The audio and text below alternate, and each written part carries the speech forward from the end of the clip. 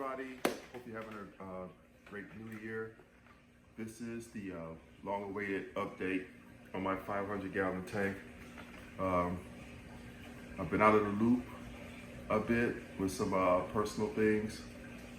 A lot has happened in the last 3 or 4 months. Should I use that as an excuse? No, but it does take you focus off of what's really important in this hobby, especially with family and everything. I'm gonna be pretty much straight up with you. Y'all know how I am. I don't hide anything. Around September and October, I pretty had a mental breakdown.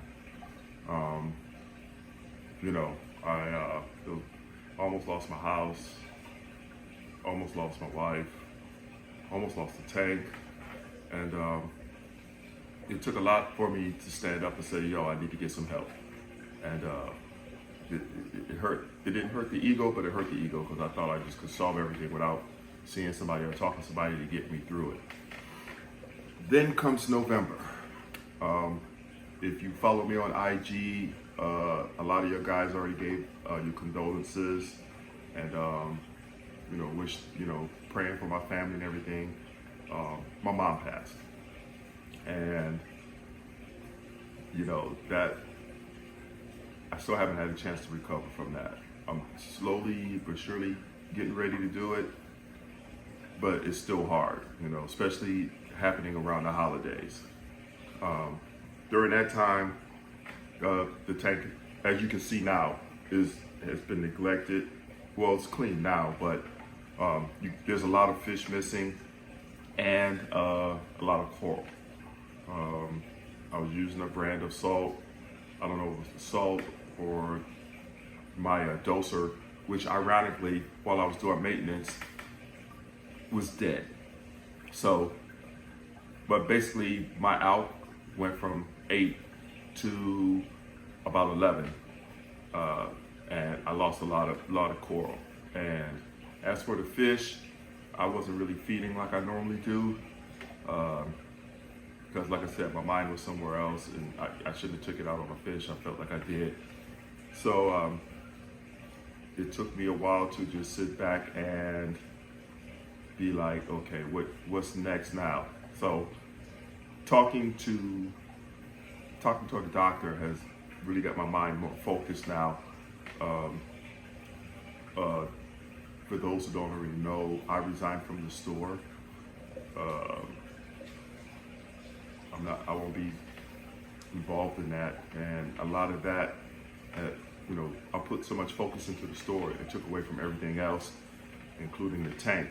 So, so the past 3 or 4 weeks since I've left, I've probably done more to my house, my marriage, and the tank than the 3 years that I did to the store. Nothing against the store or anything. It's just a choice I chose to make to see what was better for me. Because I was actually about ready to sell this and tear it down, and I didn't care anymore. So I took a turn. There's been some changes to the tank. A lot of it I haven't told anybody. I just did it on Facebook. So I started doing my water changes. I did a couple 100-gallon water changes to get everything down. The alkalinity is still high. I have to test it again today. I want to wait until the tank cycles before I do that. But the biggest surprise I will show you is under here. So that's the biggest change that I've made to my system, and it has brought my nitrates and phosphates down drastically. It took about 5 months. I set this up around May. It was either May 1st or June 1st of 2019, and at the time my phosphates were flashing 200 on the HANA Checker ULR, and it did it for a while. The last test I just took not too long ago, it was down to like 118, and it's probably a little bit lower than that now. since I started, keeping up with the water changes and everything. This is a lifesaver. I always wanted to go natural with my system, and I was originally dosing no-pox. I did lanthanum chloride, everything, but since the scrubber, all those additives that I were adding in there, and I really didn't skip a beat with it. It keeps up with it. I clean it about every week to 2 weeks, depending on how I'm feeling. But this clear water scrubber has been the savior of this tank and the life inside of there. Right over there is my Royal Exclusive 300 Deluxe. Right now I'm having a problem. I'm gonna have to, I ordered some not muriatic acid. I ordered some acid. It's not muriatic acid. I can't think of it off the top of my head. And I'm gonna have to do it, run that in a solution to help clean it up better.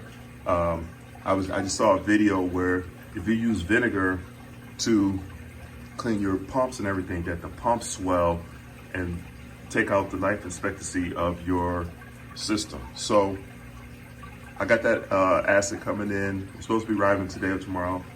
I will probably do a video on that, just show the before and after of,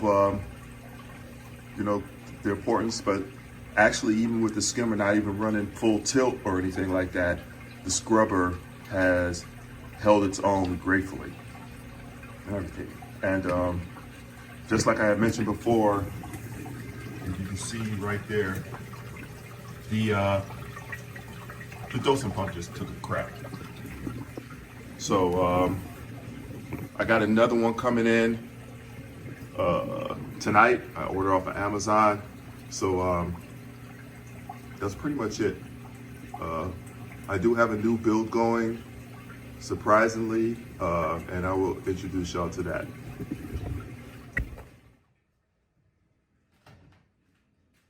This is my new project. I knew it took a lot for the 500, and I was thinking about myself financially and mentally and physically. What can I handle? What I really wanted to do. I did want the 500 to be like a mostly SPS tank. I will still probably add some SPS in there, along with some other coral. But this one, I'm pushing myself to the limits and definitely going to make this 100% all acros. It's going to be bare bottom. My plans were running the 350 gyros inside here, or four wave pumps of some sort. You get a lot of flow. You keep the detritus off the bottom of the glass and everything.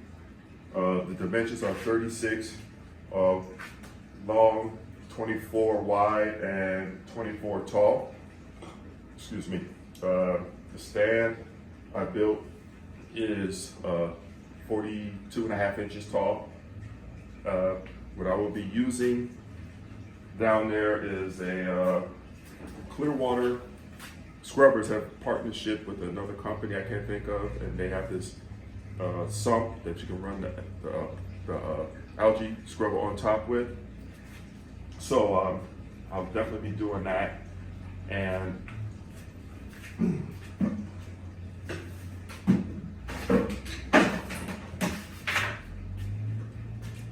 I'll be using this X120 skimmer from eShops. It's been real good.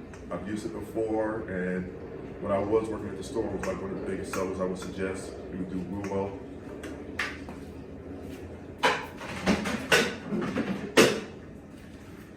As for lighting, I have 3 Hydra 32s from Aqua Illumination that we'll go over here. I just got to buy the arms. Right now, I got everything I need to do. I just have to get the bulkheads. I have to get the rock. I already have the return pumps and everything for it. Oh, and I got to get the arms for the hydras. And that's pretty much it. I'm back. It should be better than it was last year. But that's what's going on now. From future videos will either be updates either on the 500 or on this 90-gallon build. So let's see what happens and what happens over time. I want to give a shout out to a few fellow reefers who, who kind of put me in the spotlight. I'm not to their level yet, but they've impacted me and played a very important role in my life and what I've been through. First, my homeboy Rico, one of the coolest dudes to me. He's helped me out a lot, especially mentally. It was amazing going to see his tank. The guy's he's got big plans going, and the only way I can see him going is up. Second person I want to thank, really there's 2 or 3 people I want to thank that put me on spot, was first CJ's Aquariums. I haven't really been active, and I've seen some of his videos, but I haven't been active like I usually am. I remember he gave me a shout out a long time ago. Another person from over the seas was Psychedelic Babe. She's about to get back in the hobby, and she knows my situation. We've talked a lot more than normal over Instagram about my mom's death and how we get back in the hobby and get back to where we were those years ago. There's a guy from California, I can't think of his name. I want to say Reef Keeper. I want to give a shout out to him. Especially I don't know, it's hard to talk. I'm kind of emotional. I'm really grateful for all those reefers, and if I forgot anybody, just don't take it out on me. Everybody has played an equal role in my development, and watching y'all tanks and say, let me see if I can do this in mine and torque it to get the best possibility out of it.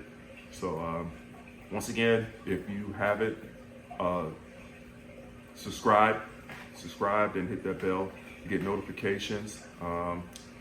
If you haven't already, I have an Instagram link that should be at the bottom in the comments below. So let's see where we're going. Once again, Happy New Year, and I will get back with y'all later.